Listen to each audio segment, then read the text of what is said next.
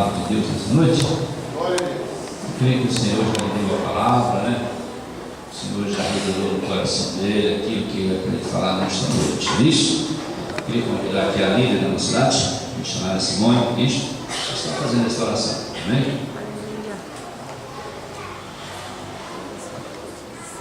Oremos a Deus, eterno Deus. Pai, em nome de Jesus, Senhor, que nós oramos, porque assim, meu Deus, nós aprendemos. Pai querido, e exaltamos, Senhor, a tua grandeza, Deus. Nesse momento, Pai, Deus querido, pedimos, Senhor, uma vez mais, Jesus, que o Senhor possa, Deus, nessa noite, fazer, Senhor, como tem feito, meu Pai, da vida do teu filho, Senhor, como um instrumento nas suas mãos. Senhor Jesus, que ele seja, Pai, a tua igreja também agraciada, Senhor, pela tua palavra nessa noite, Pai. E todavia, Deus, seja assim feita a tua vontade, em nome de Jesus. Amém. Meus santos irmãos, com a paz do Senhor. Amém. Eu convido aqueles que têm Bíblia, por gentileza, a estar abrindo no Evangelho de Lucas. O Evangelho de Lucas.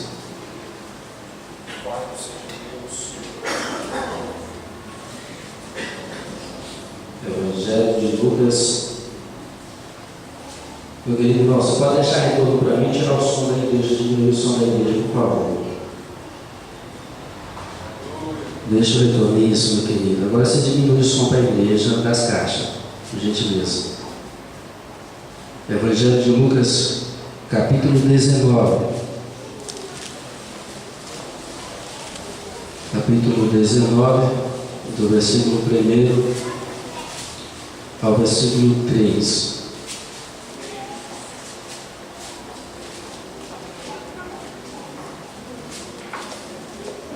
Lucas, capítulo 19, versículo 1 ao versículo 3, que diz: E tendo Jesus entrado em Jericó, ia passando, e eis que havia ali um homem chamado Zaqueu, e era este o chefe dos publicanos, e era rico, e procurava ver quem era Jesus, e não podia, por causa da multidão, pois era de pequena estatura. Os irmãos podem sentar por gentileza. Não anulando a oração que foi feita por mim, mas eu tenho sido por grato, orientado por Deus, fazer uma oração específica. Os irmãos permaneçam como estão e não precisam orar, tá? Essa oração é em Deus, e Deus me comunicou ao coração a sempre fazer ela antes de estar ministrando.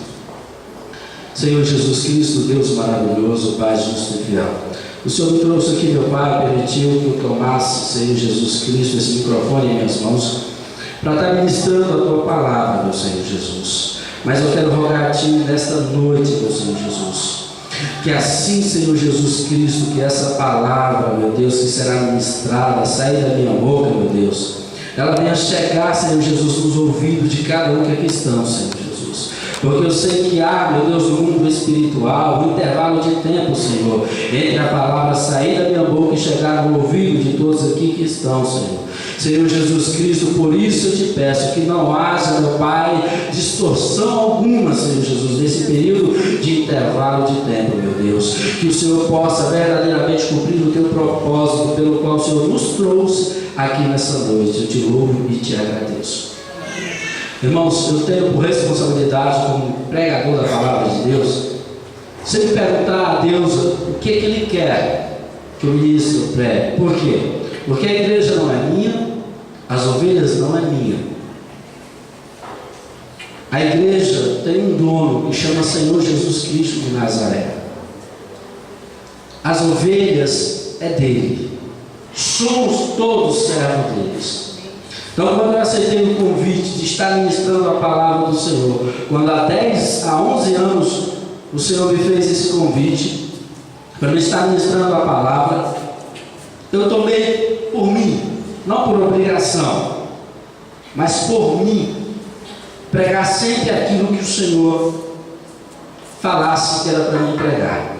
E é em cima disso, dessa responsabilidade, que eu vou estar ministrando nessa noite. E aqui nesse texto lido, nesses 3 versículos lidos, fala de um homem, Zaqueu. Quem era Zaqueu? Publicano. Mas quem era publicano? Era cobradores de impostos. Zaqueu era o chefe, era o responsável por uma determinada comarca de Jericó. Eram pessoas israelitas, ou judias, ou hebreus, que serviam ou trabalhavam para a nação de Roma, para os romanos. E Zaqueu não era bem visto, essas pessoas que trabalhavam para os romanos. Por quê? Porque Israel vivia sob o jugo da nação de Roma. Estava escravizado, estava dominado. Então ele não gostava de forma alguma, ou não aprovava que os judeus trabalhassem para a nação, para os romanos. Eles não aceitavam de forma alguma. E por isso ele foi muito perseguido e reprovado quando teve esse encontro com Jesus. E nessa história é narrado dois pontos principais, algo muito lindo e muito maravilhoso que os irmãos vão entender, porque quando Deus me mostrou, eu fiquei assim realmente espantado. E eu quero lembrar os irmãos, antes de entrar na mensagem, naquilo que Deus me trouxe ao coração, ou me iluminou para que eu viesse entender, que todos nós passamos por dificuldades, seja evangélicos ou não. Ninguém está imune de enfrentar barreiras. Ninguém está imune de levar não, de levantar-se pessoas contras a mim e a você. Independente se é evangélico ou não. Independente se você é justo ou não. Todos nós estamos nessa terra, estamos sujeitos a passar por dificuldades, a enfrentar barreiras. Agora vamos entrar na mensagem. E um tema Deus me deu para essa mensagem: barreiras que podem impedir você de ver Jesus. Barreiras que podem nos impedir de ver Jesus. E a primeira barreira que esse homem encontrou está no versículo 3. A primeira barreira foi a multidão. Mas vamos analisar essa multidão que cercava Jesus. Não era uma multidão qualquer que estava aonde Jesus estivesse. Era uma multidão de curiosos, aquelas pessoas que não precisavam ser curadas, pessoas que só estavam ali para ver os milagres que Jesus fazia.